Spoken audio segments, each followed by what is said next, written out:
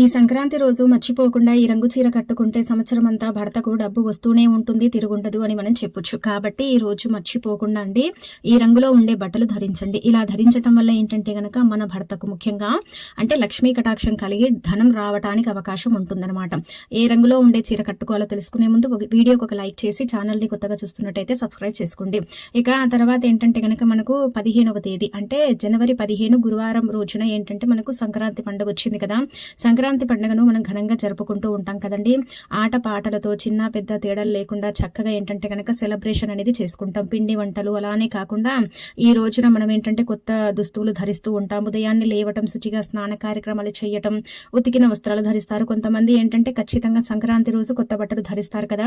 అయితే మీరు ఉదయం స్నానం చేసేటప్పుడు నీళ్ళల్లో ఏంటంటే మీకుండే దిష్టంతా కూడా పోయి మంచి జరగాలంటే రాళ్ళ ఉప్పుని కలుపుకొని నీళ్ళల్లో స్నానం చేయండి. అదేనండి రాక్ సాల్ట్, కల్లుప్పు అంటాం కదా, అది కలుపుకొని